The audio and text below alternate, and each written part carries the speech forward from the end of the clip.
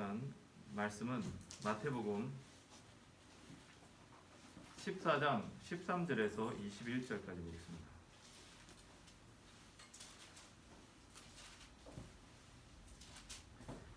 마태복음 14장 13절에서 21절까지의 말씀을 우리 교독으로 읽겠습니다.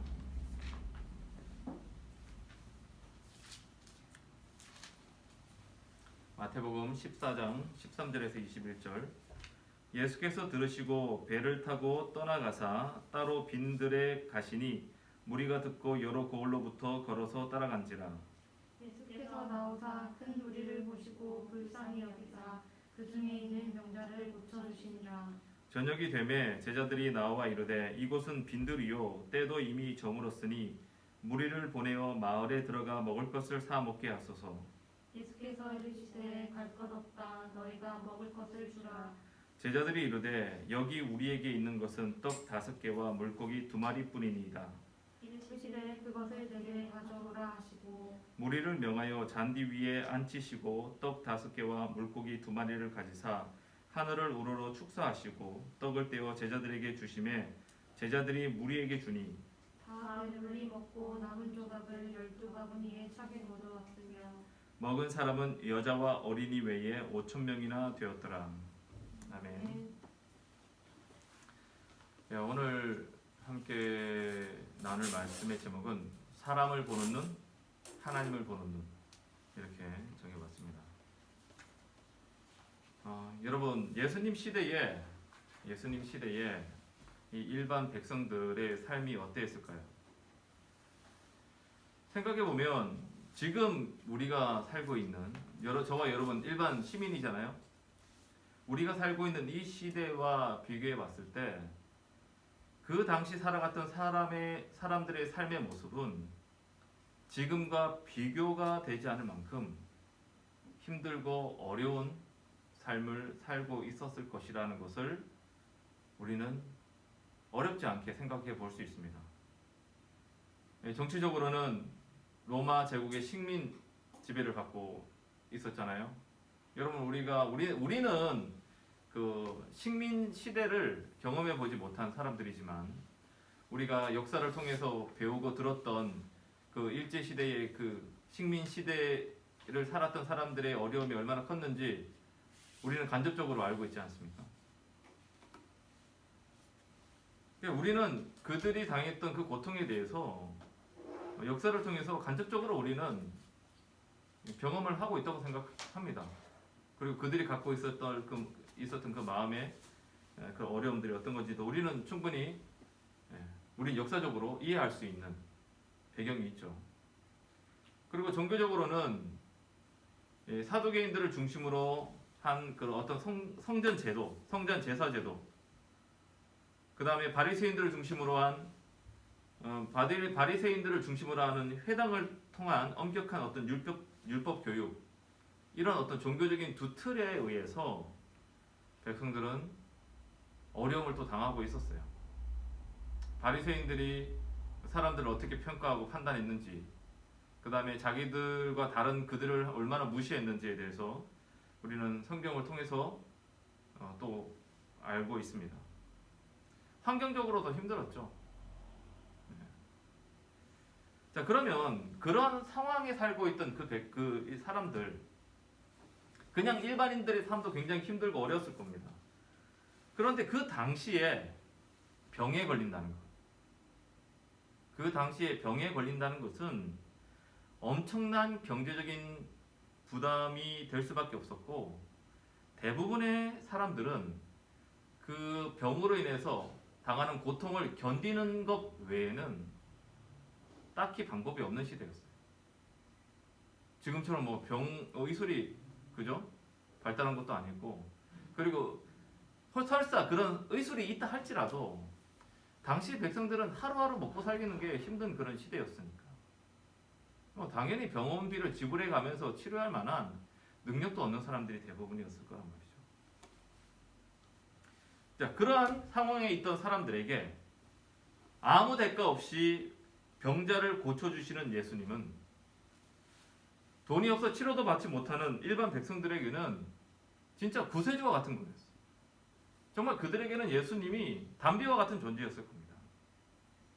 그래서 예수님을 따르는 무리들 중에는 이 예수님에 대한 소문을 듣고 궁금해서 따라온 사람들도 있겠지만 환자와 환자의 가족들이 많았을 거라고 생각이 됩니다. 그리고 아마 그런 사람들의 대부분은 어떤 사람들이었을까요? 가난한 사람들이었겠죠. 뭐 돈이 많아서 의사를 데려다가 치료할 수 있는, 뭔가 이렇게 자기들이 붙잡을 수 있는 그런 것이 있는 사람들은 뭐 굳이 예수님한테 나와서 고침을 받을 필요도 없었을 테니까. 정말 이렇게 어떻게 의사도 할 수 없다고 하는 사람이라면 모를까? 아마 대부분은 그래서 굉장히 가난한 사람들이 많았을 거라고 생각됩니다. 그렇게 예수님을 따라온 무리들은 이 병자들이 치유되는 모습을 보고 놀라기도 하고 신기하는 가운데 어느덧 해가 저물게 됩니다. 이제 그게 14절이죠. 자, 예수께서 나오사 큰 무리를 보시고 불쌍히 여기사 그 중에 있는 병자를 고쳐 주시니라. 이 마태복음 이 말씀에서는 예수님께서 그들에게 뭐 말씀을 가르치셨다, 물론 가르치셨을 거예요. 그런데 이 마태복음에 기록된 거에는 예수님의 가르침이 아니라 예수님이 그들의 병을 고쳐주시는 이야기만 기록되어 있어요. 자, 그렇게 병자들을 고쳐주시는 가운데 해가 졌습니다.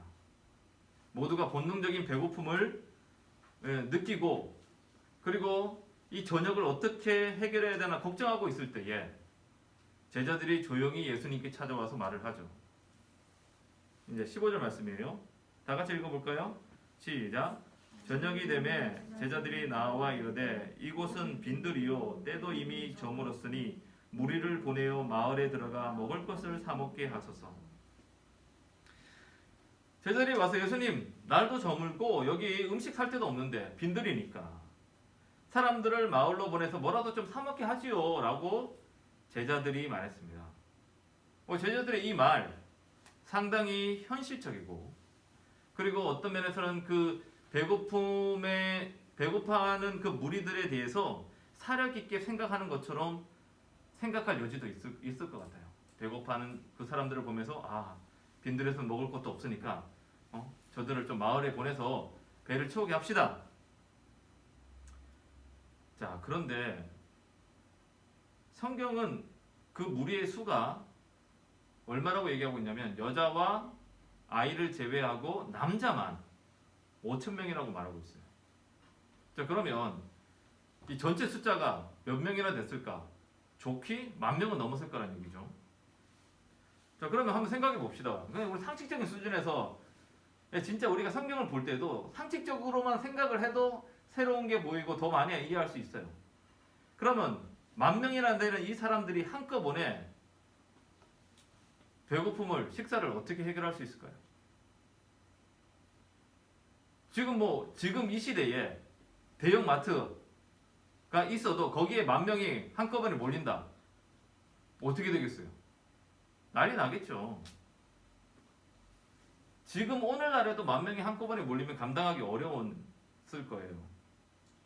그렇다고 요즘처럼 그 시대에 동네에 무슨 시내가 있어가지고 뭐 이렇게 푸드 스트리트가 음식 거리가 있어가지고 식당들이 줄비하게 있었을 것도 아니고, 그리고 그 저녁에 지금처럼 뭐 네온사인 켜고 불을 환하게 밝혀서 그 밤에 저녁에 장사를 하는 사람들이 있었을 리도 없고, 지금 그 시대 상황을 우리가 생각해 보면 그 시대는 다들 어떤 시대냐, 해가 지면 일찍 잠자리에 드는 시대예요.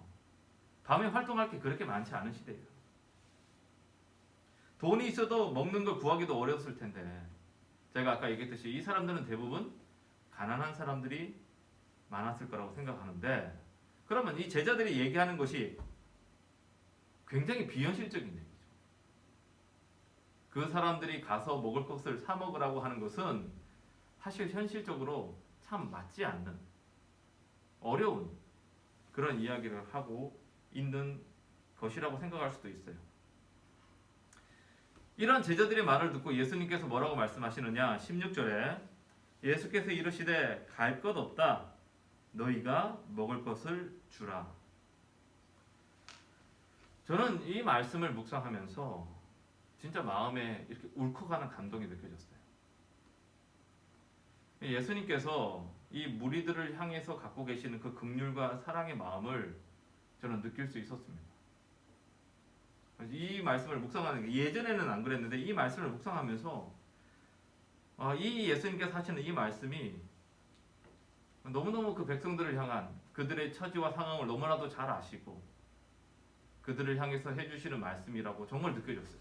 저는 정말 감동을 받았어요. 그들의 처지를 아시고 저는 이렇게 말씀하셨다고 저는 느껴졌습니다. 그런데 사실 이 말에는요, 저는 두 가지 의미가 같이 있었다고 생각해요. 이 사람들을 향한, 이 무리들을 향한 긍휼한 마음, 사랑의 마음도 있었고, 동시에 제자들의 믿음을 시험하는 말씀이기도 했어요.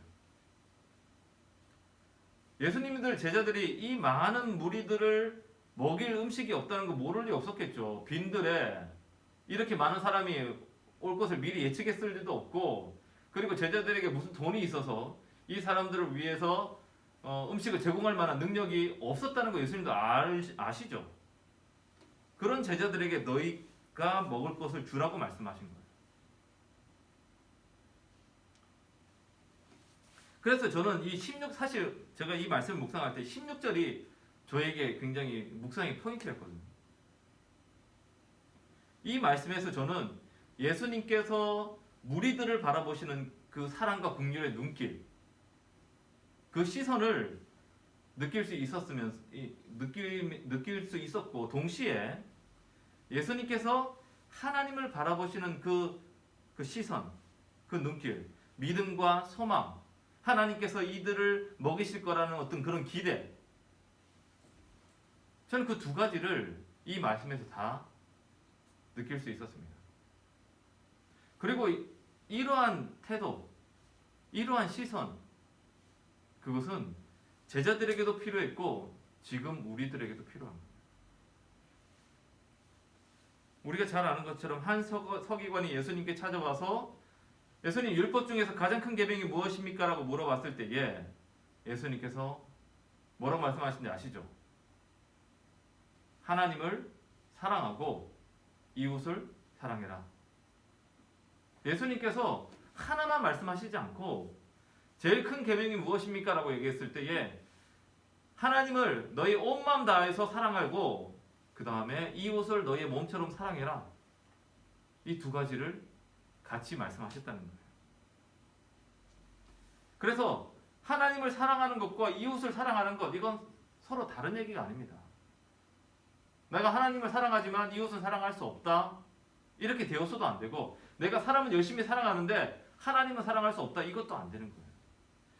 요한일서 4장 20절에 누구든지 하나님을 사랑하노라 하고 그 형제를 미워하면 이는 거짓말하는 자니 보는 바 그 형제를 사랑하지 아니하는 자가 보지 못하는 바 하나님을 사랑할 수 없다. 이거는 다른 말이 아니다.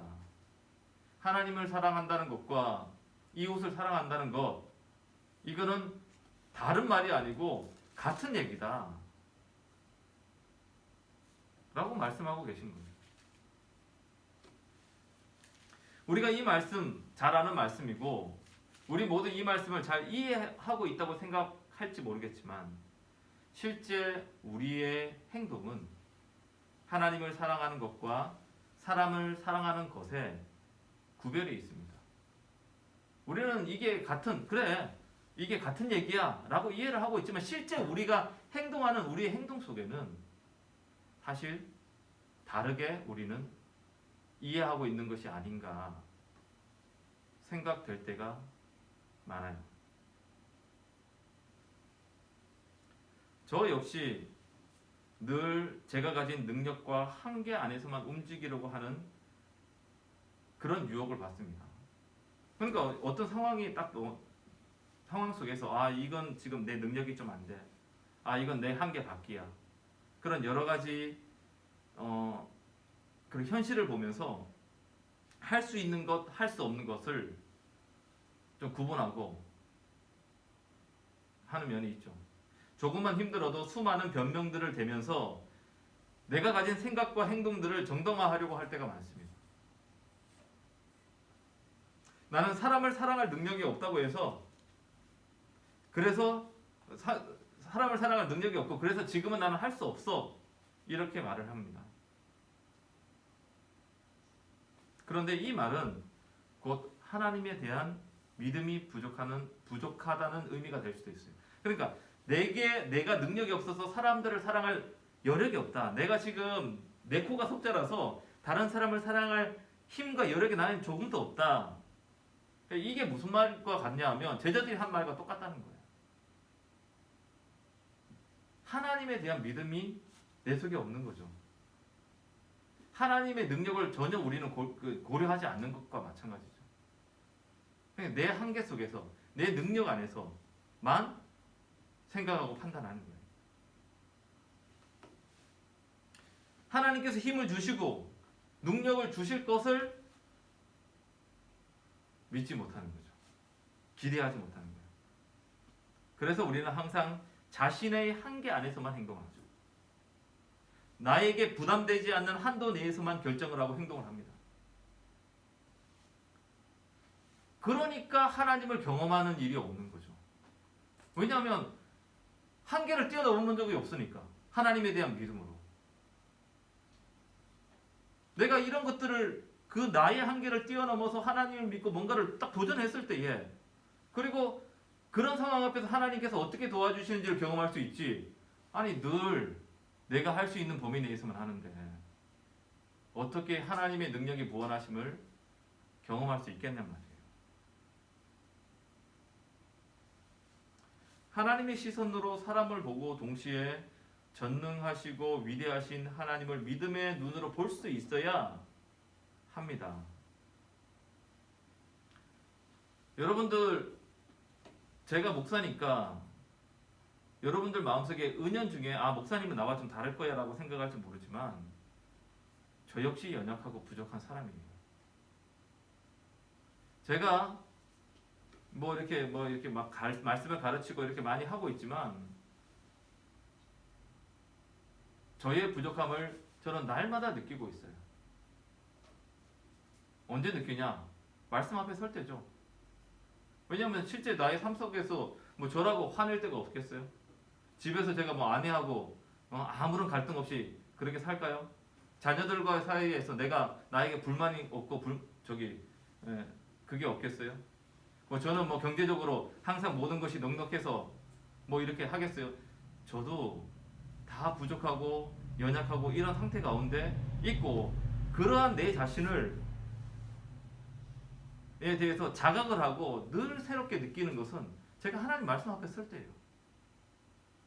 그 말씀을 보면서 내가 오늘 아침에 이렇게 했던 것, 어제 저녁에 이렇게 했던 것, 어제 내가 어떻게 살아갔던 것 이런 모습을 늘 바라보면서 하나님 앞에서 새벽에 와서 기도할 때마다 회개하고 하나님의 어떤 도우심을 구하고 어떻게 이것을 해결할 수 있는지 묻기도 하고 하나님의 마음을 달라고도 얘기하고 그러는 가운데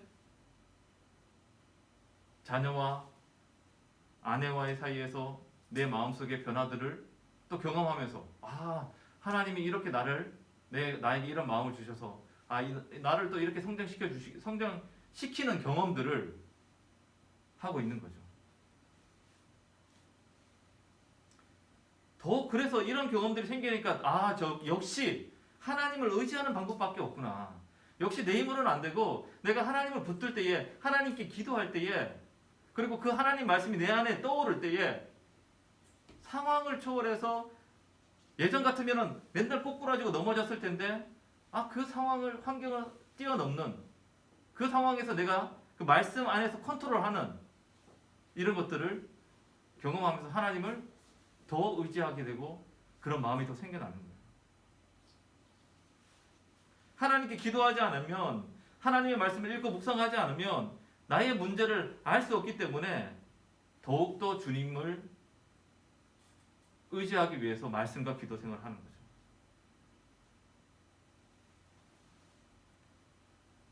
오늘 우리 안에 사람들을 긍휼히 여기는 마음을 주시고 나의 상황이나 능력과 상관없이 일하시는 하나님을 더욱 신뢰할 수 있게 해달라고 우리는 기도해야 돼요. 사람에 대한 사랑과 하나님에 대한 믿음으로 보리떡 5개와 물고기 2마리라도 주님께 드릴 수 있는 그런 믿음이, 그런 결단이, 그런 용기가 여러분들에게 생기길 바랍니다. 보리떡 5, 물고기 2마리, 이게 이 사람들에게 무슨 소용이 있겠어? 이거 갖다 드린다고 해서 이 많은 사람들에게 무슨 영향력을, 그들의 배를 얼마나 배부르게 할 수 있겠어? 우리는 그렇게 생각하지만 오늘 이야기에서 예수님은 그 보리떡 5개와 물고기 2마리로 어떻게 했어요? 남자만 5,000명을 먹이시고 12광주리를 남게 하셨단 말이에요. 그러니까 우리 안에, 제가 이제 가끔 얘기하는데, 여러분이 경험한 하나님을 나눠라. 나를 자랑하기 위해서가 아니라, 나를 자랑하기 위해서가 아니고 내가 경험한 하나님을 통해서 하나님을 알지 못하고 경험하지 못하는 사람들에게, 아, 하나님이 저렇게 사람의 생각을 바꾸시고, 아, 삶을 저렇게 바꿔가시는구나. 내가 봤을 때는 이것이 무슨 소용이 있을까? 되게 부끄럽다. 아무것도 아닌데. 할지 생각할지, 그렇게 생각할지 몰라도 하나님께서 그것들을 사용하셔서 놀라운 기적들을, 또 다른 변화들을, 또 다른 변화의 그런 어떤 파도들을 하나님께서는 일으키실 수 있다는 것이죠. 그래서 우리가 자꾸 자신의 그런 한계에, 생각에 사로잡혀서 그 제한받는 삶을 살지 않고,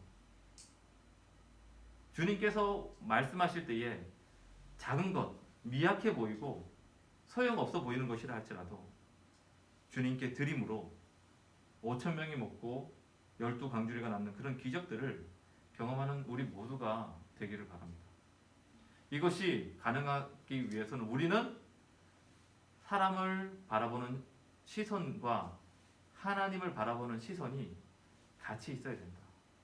하나님에 대한 믿음을 가지고 바라보는 시선, 사람을 향해서 긍휼과 사랑의 마음을 가지고 그들을 바라보는 시선, 이 두 가지가 다른 것이 아니고 이게 결국 하나다, 같은 얘기다